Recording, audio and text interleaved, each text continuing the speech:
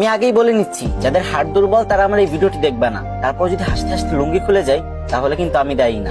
একটা লোক বিয়ে করলো, অনেকদিন হয়ে গেছে, কিন্তু তাদের বাচ্চা হচ্ছিল না। তাই সে এক ফকির বাবার কাছে গেল দোয়া চাইতে। তখন ফকির বাবা বলল, যা তোকে দোয়া করে দিলাম, খুব তাড়াতাড়ি তোদের সন্তান হবে। তারপর 1 বছর পরে লোকটির একটা মেয়ে সন্তান হলো। তখন লোকটি খুশিতে আত্মহারা হয়ে গেল আর মেয়ের নাম করার জন্য তাড়াতাড়ি ফকির বাবার কাছে চলে গেল। আর ফকির বাবা তখন ধ্যানমগ্ন ছিল, আর তখন তার ধ্যান ভেঙে গেল আর সে রেগে মেগে বলল, ধুর বাল। তখন লোকটি ভাবলো, ফকির বাবা মনে হয় আমার মেয়ের নাম বাল রাখতে বলছে। সেই অনুপাতে মেয়েটির নাম বাল রেখে দিল। তারপর আরো 2 বছর পরে লোকটির একটা ছেলে সন্তান হলো।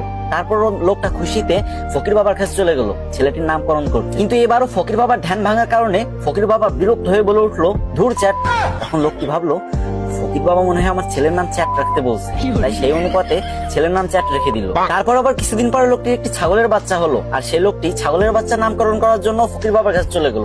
কিন্তু তখন ফকির বাবা একদমই ধ্যানমগ্ন ছিলেন না, আর যখন দেখলো ছাগলের নামকরণ করার জন্য তার কাছে আসছে, তখন সে প্রচন্ড রেগে গেল আর বলল, তুই একটা ছাগলের নামকরণ করার জন্য আমার কাছে আইসোস, যা তো ছাগলের বাচ্চার নাম পুটকি রেখে দিল। তারপর ছাগলের বাচ্চার নাম পুটকি রেখে দিল। তারপর ছেলে মেয়ে বড় হলো। তারপর লোকটি তার মেয়ের জন্য বিয়ে ঠিক করলো। কিন্তু যখন মেয়েটির জামাই বিয়ে বাড়িতে পা রাখলো, তখন সবাই চিৎকার করে বলতে লাগলো, এই বালের জামাই আইছে, বালের জামাই আইছে, তাড়াতাড়ি ওরা বরণ কর, আমার বালের জামাই আইছে।